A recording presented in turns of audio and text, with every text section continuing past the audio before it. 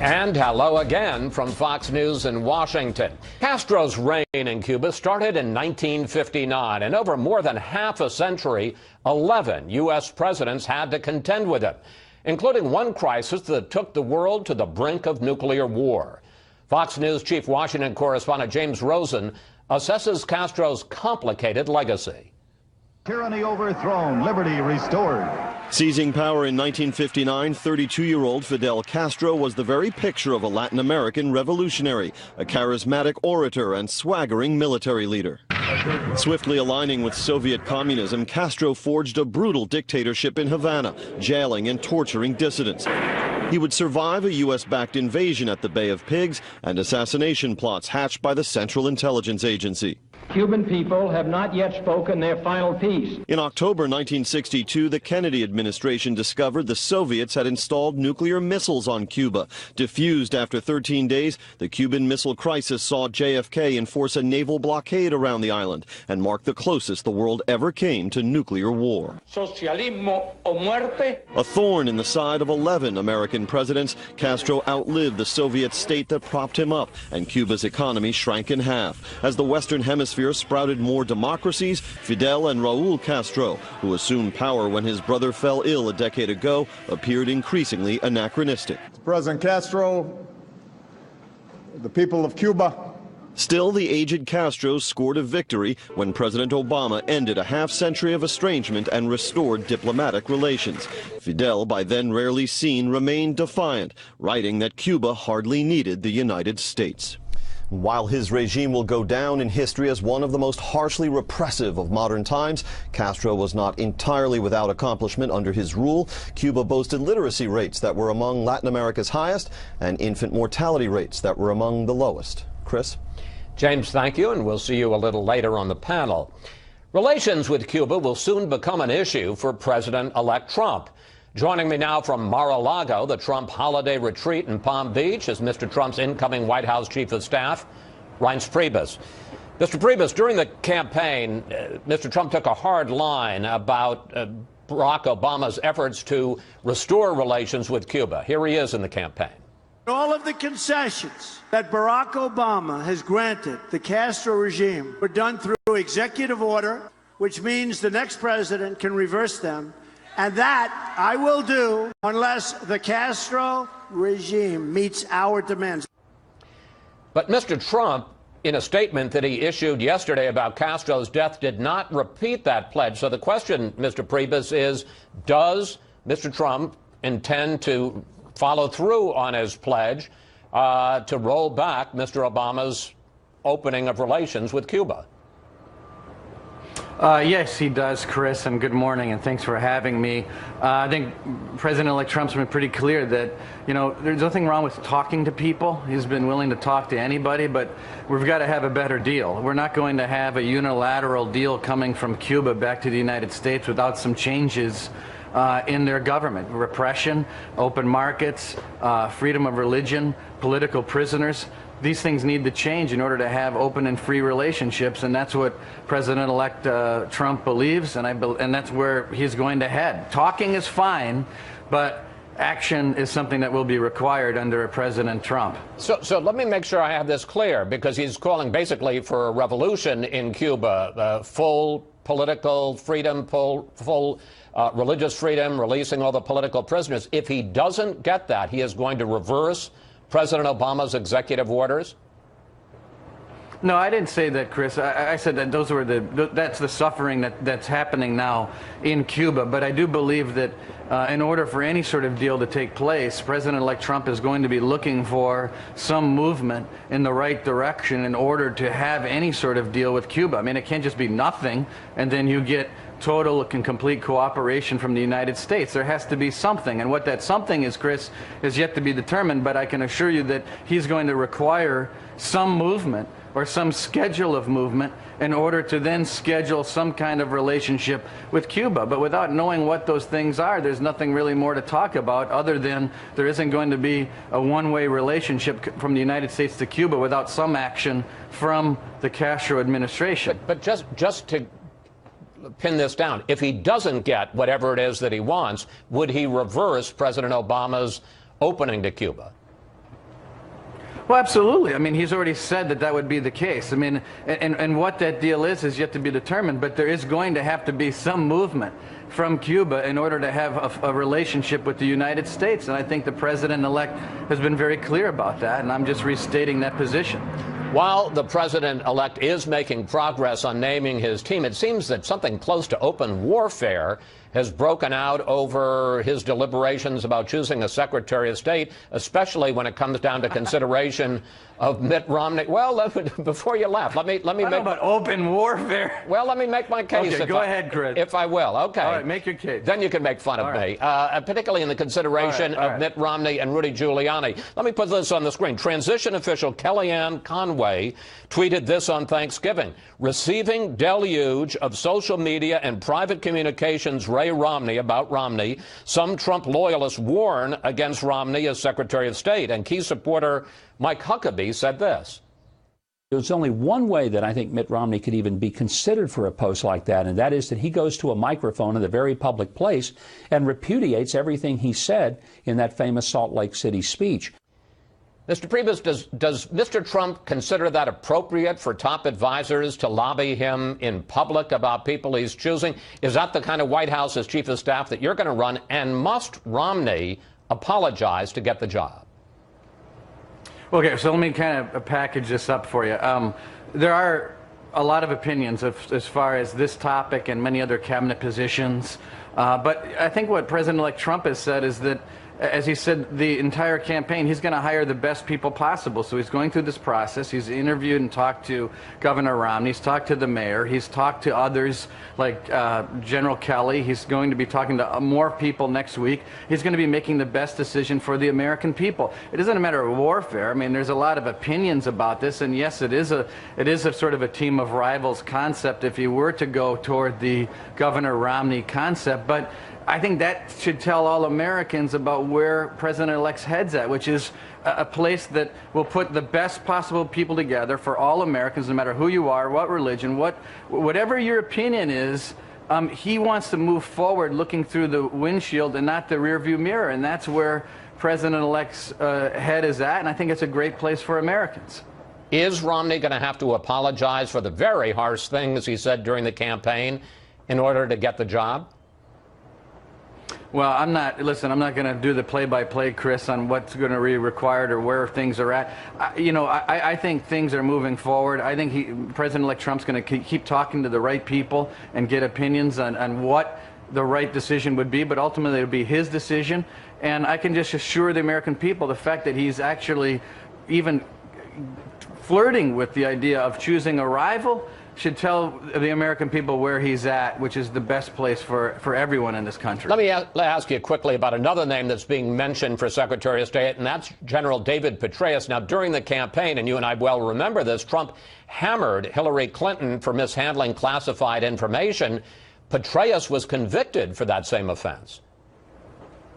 Well, listen, talking to people and choosing people and getting opinions and learning from really smart people as far as what the right decision-making process may be in choosing a Secretary of State or any other position is something that smart people do. I don't think anyone could say that David Petraeus isn't a very bright, calculated, smart person. And these are the types of conversations that I think the American people would expect of an incoming president that's trying to make the best decisions possible for everyone out there across the country. Let me turn to another subject. Green Party presidential candidate Jill Stein has initiated a vote recount in Wisconsin, and she's talking about doing the same in Pennsylvania and Michigan. And now we hear from the Clinton campaign's top lawyer that they are also going to participate in this recount. What is Mr. Trump's reaction to all of that, especially the Clinton campaign's participation in this recount? Well, first of all, President-elect Trump won in a historic electoral landslide. This is an electoral process. It's not a popular vote process. He had the best performance since Ronald Reagan in 1984, winning over 2,600 counties, 9 of 13 battleground states, a historic margin that we haven't seen in our party in a long, long time. That's number one. Number two, if it was a popular vote, he'd have won the popular vote as well. I know, but let's get I'm to talking the question. about the recount. The question is, I got it, and it's ridiculous. This is a fundraising, notoriety-driven fraud by a person who won 33,000 votes in Wisconsin to President-elect Trump, who won 1.4 million. So here we have a person perpetrating a fundraising scheme that has lost by over 1.35 million votes in Wisconsin, attempting to undo a 28,000 vote lead. It's never going to happen. It's a total waste of everybody's time. But let me ask you, what do you think? And in fact, let me just ask, what do you think of the Hillary Clinton campaign now joining in on the effort? Well, what I think is, let's just assume that that's true. I wonder whether Nate Elias and others are going to back off, since on election night, Hillary Clinton was the one to say it's time to accept the results of the election and look to the future. And it was their team that cut a deal with our team. When the AP called the race, they would call within 15 minutes and concede, which they did. It is a total and complete hypocritical joke that the group of people that thought that they were nervous about President-elect Trump not conceding are the people that are conducting recounts in states where we've won by over 68,000 votes. I think the American people know this is a waste of everyone's time and money, and is only for to divide this country when we need to come together, no matter who you are, Republican, Democrat, race, gender, whatever it is, and look forward to the future of rebuilding this country and getting us back on track. That's what President Trump is going to do. That's what we want to do. And this is a total and complete distraction and a fraud, and something that they should drop. But look, they will waste our time, and we will staff up with thousands of people. We will sit there and look through Scantron ballots. We will win again for the second time, and they will lose again for the second time. But our country doesn't need it. Okay, I want to get into two more quick issues with you. President Obama seemed to open the door to major flips on policy this week. In an interview with the New York Times, and I want to put up several of the things he said, he backed off his pledge to appoint a special prosecutor to investigate Hillary Clinton, says he now has a, quote, open mind about pulling out of the Paris Climate Agreement, and he said that General Mattis, who he's considering for Secretary of Defense, may have changed his mind on torture. Here we go. I said, what do you think of waterboarding? He said, I was surprised. He said, I've never found it to be useful. How flexible is Mr. Trump about the promises he made to the American people in the campaign? Well, look, it's not a matter of flexibility. I think it's a matter of listening and declaring to the American people that, look, he's not, and let me, if I can hit each one of them very quickly, I won't take up a lot of time, but on the issue in regard to Hillary Clinton, his point there is he's not seeking methods and ways to persecute and prosecute Hillary Clinton. But I would also tell you that if the Attorney General and the Congress find evidence that would indicate that something needs to happen, and our Attorney General Jeff Sessions at the DOJ says something needs to happen, I would suspect that President-elect Trump is going to be open to listening to what that is, but ultimately it's going to be the DOJ's call. Number two, as far as this issue on climate change, the only thing he was saying is, after being asked a few questions about it, is, look, I'll have an open mind about it, but he has his default position, which is that most of it is a bunch of bunk, but he'll have an open mind and listen to people. I think that's what he's saying. And then the third thing, as far as General Mattis, is a person that he totally respects, one of the most decorated Marines of our generation, and said, look, you'd be better off with a pack of cigarettes and a cup of coffee than waterboarding. That was a very impactful statement from a guy that people ought to listen to. And I think that's what President Trump is saying. All in all, this package of statements is something that should give Americans just a total peace and hope that we've got a person in the White House that is listening to people, that is listening to the smartest people in America, and wants to lead our country for all Americans. In the meantime, we've got Hillary Clinton wanting to do a recount over 68,000 votes. This is the contrast. A person who wants to look forward, not backwards. That's what you have in President-elect Trump. Mr. Priebus, thank you. Thanks for your time. It's always good to talk with you, sir. Thank you. Up next, we'll ask our Sunday group what Castro's death and Donald Trump's presidency will mean for the future of U.S. relations with Cuba. Plus, what do you think? Will Mr. Trump roll back President Obama's effort to restore ties with Havana? Let me know on Facebook or Twitter at Fox News Sunday, and use the hashtag FNS.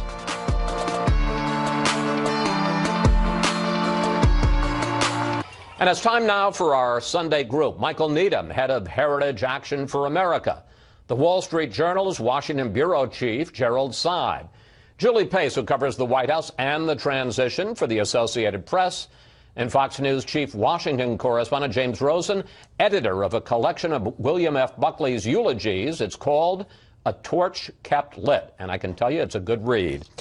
Well, Michael, as I discussed with Reince Priebus, Donald Trump took a real hard line during the campaign about reversing President Obama's executive orders, trying to restore relations with Cuba unless there were major changes made in what goes on in Cuba. You heard me pursuing the issue with Reince Priebus today. Were you satisfied with his answers, and how big, how important an issue is this for conservatives? I was satisfied with the answer. I think it's an important issue. It's one where clearly President-elect Trump has come in and he's shown there's going to be a different tone in American foreign policy from this naive foreign policy that we've had for the last 8 years, which has made the world a far, far more dangerous place than it was.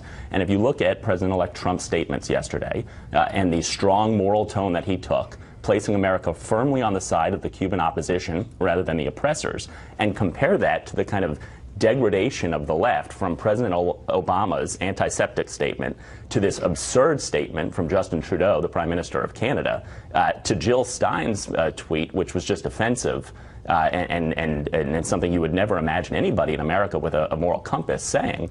You show a serious contrast between President-elect Trump and a moral seriousness about American foreign policy and what we've had under the Obama administration. Julie, let's go back. 2 years ago, President Obama announced that he was going to make a number of efforts through executive orders to restore diplomatic relations and some economic ties with the Castro regime.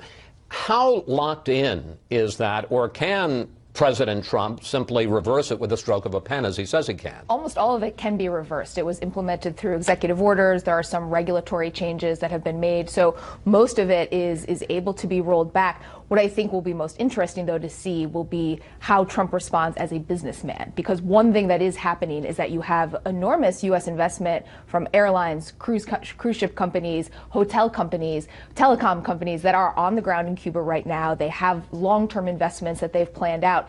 Do they appeal to Trump as a businessman and say, you would want to get on the ground here as well? That is the one piece of this that is real, that is happening, that if he reversed, I think he would face some blowback for among the business community. And apparently, as a private businessman, he had made some entreaties to the Cubans to see, well, what was possible there. Right, and you have to wonder if the election had gone a different way, if we might be looking at a Trump hotel getting set up in Havana. James, you've been analyzing Castro and what he's done in Cuba for years.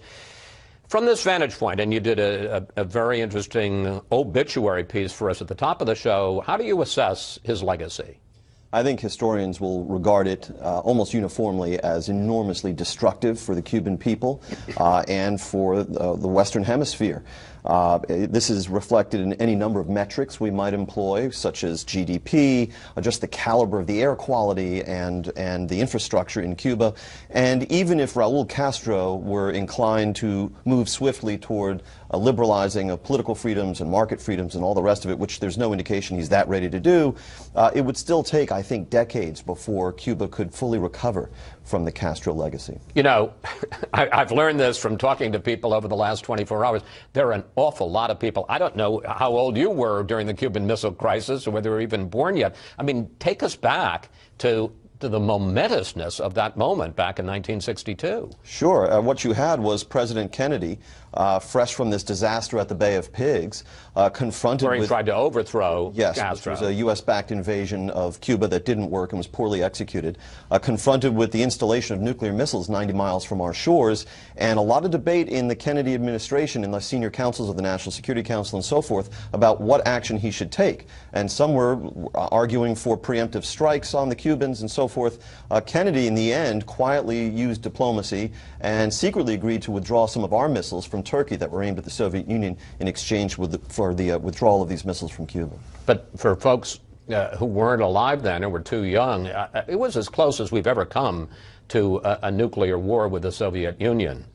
It was a very frightening moment, I've got to say, as somebody who lived through it. Jerry, no question that Castro was a brutal dictator, but I think it's also fair to say that he was one of the giants, one of the really important figures of the 20th century. How do you think history will judge him? Well, I think the first point is the one you just made, which is whether you love him or you hate him, you have to admit that he is one of the big figures of the 20th century. He will be remembered as such. You know, he was for years the answer to one of those dinner party questions, which is who would you like to have dinner with? Fidel Castro was a pretty good answer for a long time because he was a somewhat mysterious figure, but also a huge figure. But you didn't necessarily want him to be running your country. No, different issue, different question, different dinner party question there. But no, I think the historical question that will be debated, I think, for decades to come is whether he simply became the dictator that he supplanted because that's what he was, or was it really the result of American pressure that he couldn't find a way around? I mean, that's really the classic liberal conservative debate about Castro. Did he have to be this way, or did we make him that way? I think the reality is we'll now find out about his brother, and I think that's the missing element here. What is Raul Castro?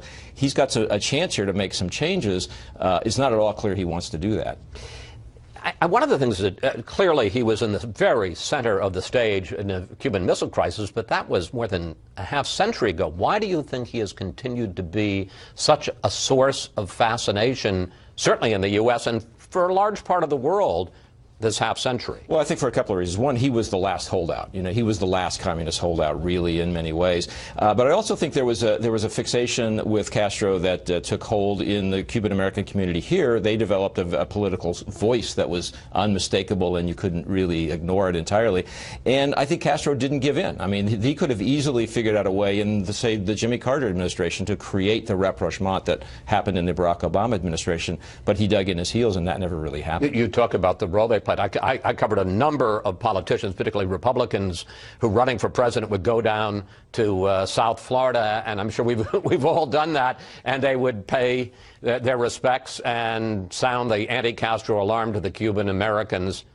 And over your shoulder there in Congress, there was a bipartisan don't give in to Castro constituency that developed and that held firm for half a century. All right, panel, we have to take a break here, but coming up, President-elect Trump is filling out his cabinet. Will he pick one of his harshest critics during the campaign to be Secretary of State? Plus, what would you like to ask the panel about Mr. Trump considering Mitt Romney for the job at state? Just go to Facebook or Twitter at Fox News Sunday, and we may use your question on the air. If I win, I am going to instruct my Attorney General to get a special prosecutor to look into your situation. It's my prayer that on this Thanksgiving, we begin to heal our divisions and move forward as one country, strengthened by shared purpose and very, very common resolve. Donald Trump talked about putting Hillary Clinton in jail during the campaign, but now he's calling for unity and focusing on his policy agenda. And we're back now with the panel. So President-elect Trump has clearly reversed himself on his pledge, you heard there in the second debate, to name a special prosecutor, and as he also put it, to put Hillary Clinton in jail for her mishandling of classified information. He says she's suffered enough and he wants to move on. Jerry, what does that tell you about Mr. Trump's campaign promises? And what does it also say, and I thought Reince Priebus was trying to clean it up a little bit today, about his understanding of the independence of the Justice Department? Well, look, I mean, the first thing it tells you is I think Trump supporters may be in for some disappointments here. If they took things that were said in the campaign literally, they're going to be disappointed because it's not the only one. There's been some move back on climate change, the rhetoric about climate change, for example, maybe on trade, a little bit of softening as well. And I think that's kind of what happens in presidential transitions. You and I were around long enough to remember that Bill Clinton promised a middle-class tax cut and then in the transition decided he couldn't pay for it and it went away magically. So these things happen. But I think there are going to be a fair number of those in the Trump world. I think the saving grace for Donald Trump may be that I'm not sure all the supporters of Donald Trump actually took literally all the things he said in the campaign, so they may not hold him to account letter for letter, but there are going to be some softening. I thought the New York Times interview was actually very encouraging, though. I think when you go through it and you look at his answers, for a conservative politician to go into the New York Times, I thought he got most of them exactly right. On climate change, he says, look, we shouldn't accept this false liberal consensus on climate change. We should have a real conversation about what's going on in the climate, what is man's role in it, and what are the right public policy responses, and is the kind of damage done to the economy offset by any alleged benefit to climate change. I thought on trade, he gave a great answer. He said, look, I just got off the phone with Bill Gates. I got off the phone with Tim Cook. And I told Tim Cook the greatest moment of my presidency is going to be when Apple opens a factory here because we're going to cut taxes and especially regulation administration to make it an environment that people want to build factories. And so I thought that as a conservative reading that New York Times interview, the headlines were absurd, and the headlines were what you would expect the New York Times to put out there. The policies, I thought, were very, very encouraging and very good, and shows the kind of growth of Donald Trump into a serious conservative politician. We asked you for questions for the panel, and we got a bunch about the issue of, well, there it is. I don't even have to take the time, about Trump considering Mitt Romney for Secretary of State. James Dill tweeted this: how can you consider Mitt Romney when he has called you a phony, a fraud, and doesn't agree with you on almost anything? James, as our State Department watcher, how do you answer Mr. Dill? Well, if Mr. Trump were indeed committed to Governor Romney as his selection for Secretary of State, and I think that's far from clear just yet, it would, I suppose, bespeak a certain magnanimity of character on the president-elect's part, and I think he's already demonstrated that with his selection of Nikki Haley, Governor Haley, to be UN ambassador, when, after all, she was not exactly a Trump supporter throughout the campaign either. But I think beyond the rhetoric that Romney had about Trump during the campaign, there's a bigger question about what they believe on policy. If Romney decides that he wants to go forward with this and Trump selects him as the Secretary of State, Romney will be carrying out the policies of the Trump administration. And I think Trump needs to make sure that Romney is on his page, not the reverse. Yeah, and where that would be most clear would be Russia. During the 2012 campaign, Governor Romney famously said that Russia is the main geostrategic threat to the United States, and Donald Trump has sounded very different tones throughout this campaign on that. I would simply say also these tweets by Kellyanne Conway about Governor Romney in this selection. Well, this is the thing I made the deal with Reince Priebus about. I mean, consider me old-fashioned, but the idea that a top transition advisor is tweeting out about all the conservative blowback about Romney, that's kind of unprecedented. And we would be ill-advised to imagine that it was simply Kellyanne Conway doing it all on her own. So you think this was Trump kind of trying to put out any support for Romney? I have heard from sources in the Trump transition that it was an effort to nudge Romney toward withdrawing his name. Why'd they ask him in the first place?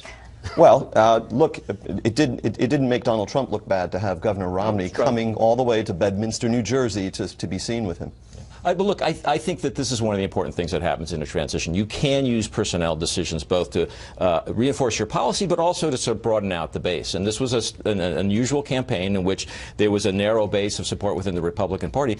It is a good opportunity to broaden that out. And I think using some picks, maybe not Mitt Romney necessarily, but using some picks to sort of show that there's a broader base for the Trump presidency than the one that may have appeared within the party in the campaign is not a bad idea. Michael, as a movement conservative, would Mitt Romney as Secretary of State give you heartburn? No, look, I think Mitt Romney would be a fine Secretary of State. This is a pretty personal decision for President-elect Trump. I think one aspect, not just who is the Secretary of State, but how do they work as a team with the rest of the national security apparatus is going to be an important consideration. I think those are valid concerns. I think John Bolton would be fantastic in that type of role. I want to turn to another subject, which I think I have to say, frankly, I find astonishing, which is the recount. And here you had Donald Trump being asked, frankly, by me in the third debate about whether or not he would accept the results of the election and saying, I'll keep you in suspense. Now we have the Green Party candidate, Jill Stein, initiating a recount in Wisconsin, talking about doing the same in Michigan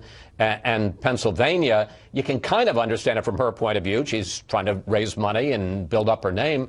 But, Julie, now we have the Clinton campaign, the top lawyer for the Clinton campaign, saying they're going to participate. What do you make of that? Well, there's a small legal aspect of this that I think is understandable, which is if there is going to be a recount pushed by the Green Party, you want to have your campaign represented. I think the Trump team will probably end up having a representative there as well to make sure that their interests are being monitored. I do think, though, that it is incumbent on Hillary Clinton to come out in some way and reiterate what she said the day after the election, which is that she accepted the results and that Donald Trump was going to be our next president. You're hearing that from the White House. I do not think that you are going to see a groundswell of Democratic support for this idea, but Hillary Clinton needs to do that. And if she doesn't, then I think we need to be as tough on her as we were on Donald Trump during the campaign when he questioned whether he would accept the results. Yeah, I want to, let me, if I may, just to pick up on that, because the White House has been very definitive, both from the podium and also a paper statement in the last day or so, saying we accept the election results. We don't believe there was hacking. We think this is the correct result, not the right result, but the correct result. Do they have any heartburn about Clinton getting involved involved in this in some way? I think if the Clinton campaign or other Democrats are looking for support from the White House for a recount, then they're looking in the wrong direction. This White House is fully focused on the transition to the Trump administration, and they know how dangerous it is, the same way it would have been if we were talking about Trump saying this, how dangerous it is to be openly questioning the results of the election, to be suggesting that there's hacking when both experts that the Clinton campaign has talked to and the White House and intelligence agencies have said there is no evidence of that right now. The whole thing is just, it's a lot to take. I mean, the weeping and gnashing of the teeth from the left, if anything remotely similar had gone on from a Republican, especially Donald Trump, would just be endless. It would be, and when you want to look at why people across the country feel like cultural elites, like our media establishment, just don't get them, the notion that this is going on, the notion that Hillary Clinton is joining it, the notion that our campaign is going, it's just, stop it. Donald Trump won the election. Donald Trump is going to be the president of the United States. The alt-left needs to move on from this nonsense. 15 seconds. It's worth noting the Clinton lawyer, the legal team, even while jumping in, said we recognize that vote margins of this size have never been overturned in a recount. So I'm not sure how seriously they take it. We're talking either. at the very least in Michigan about 10,000 votes. And more in the other states. Yeah, even more in the other states. All right. Thank you, panel. See you next Sunday. Up next, Nancy Pelosi has been the Democrats' top leader in the House for 14 years, but now she faces a challenge from a one-time supporter. Congressman Tim Ryan of Ohio joins us next.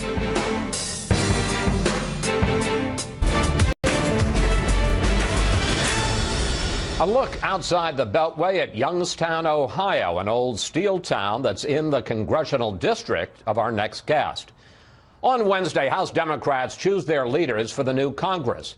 And Nancy Pelosi, who's held the top job for 14 years, faces an unexpected challenge from a former supporter who says Democrats won't regain the majority with her in charge. Congressman Tim Ryan describes it as David versus Goliath. And Congressman, welcome to Fox News Sunday. Great to be with you. Let's begin with the strength of your party in the House. Let's put up some numbers. Back in 2009, after Barack Obama was elected president, Democrats held 257 seats to 178 for Republicans. But look at the swing. Next year, Democrats will have 194 seats to 238 for the GOP, with a couple of races still not called. Congressman, how much is Nancy Pelosi to blame for that?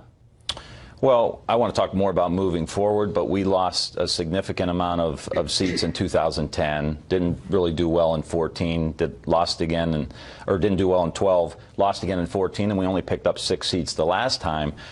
In 2010, the Republicans ran $65 million worth of 160,000 ads tying our candidate to our leader, to Pelosi, and that sank us. So the question is, how do we move forward? How do we? Let me go back. What is it that you think makes her so unappetizing to voters? Well, $65 million in Republican ads.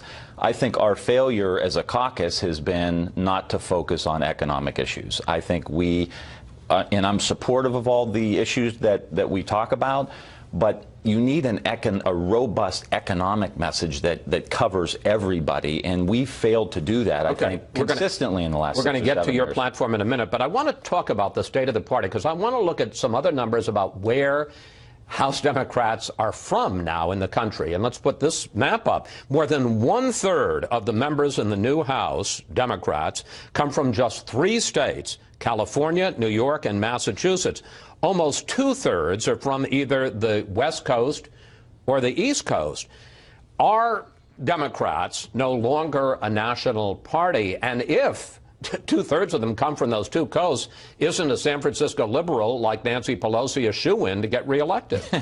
Well, I don't think so, because I think even our members from the coastal areas recognize that we are not a national party right now. We can't claim to be. And I think they recognize these are the smartest political figures coming out of their areas. They're the member of Congress. They've beaten mayors. They've beaten local elected officials to get this position. They're the most seasoned political figures in their region. They understand politics, and I think they understand that this is about having a new message and a new messenger and be able to reach those folks. And the numbers are big, but they know that if we don't get the middle of the country, that we're never going to be back in the majority. Here's how Pelosi explained the election results about 10 days ago. Here she is. The problem was more with the communication than it was with our policy. So our lives are dedicated to those very people, we didn't communicate it, the successes we had. Is it just a communication issue? It's a big part of it. But we can't keep saying it's a communication issue. I mean, we've been saying it's a communication issue since 2010. So we've got to figure out how to have the robust economic message, and we're not communicating. These people left us in droves. They either went for Trump or they stayed at home. And without a good message that connects deeply with them, where we're talking about issues that they care about, that their family talks about when they're sitting at the kitchen table, they're never going to come back. And we need a leader who can go into those congressional districts and be able to pull Trump voters back and energize those voters we need to show up at the polls. Let's drill down into that now. You say that you are proposing a platform that could reach out to a lot of the congressional districts that went for Donald Trump in the South, in the Rust Belt, in rural areas. What is it? Well, one example, manufacturing. We have not had a robust manufacturing platform. Steny Hoyer has a Make It in America plan. I think we need to put that. Steny Hoyer, the number 2 Democrat guy. We need to put that front and center about how we resuscitate manufacturing.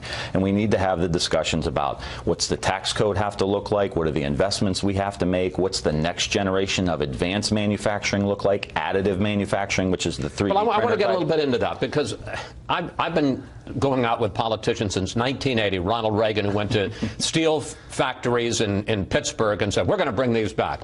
We're not going to bring them back, and we haven't for 36 years. That's not what I'm saying. I think there's. So what are you saying? I'm glad you asked me. The low-end manufacturing, we're never going to get back. I think we're lying to our constituents if we say that everything that went to China somehow is going to automatically come back if we just wave a magic wand or just have the right policies. But I'll give you an example. We have a new $1 billion steel mill in Youngstown that's making steel pipes, steel tubing.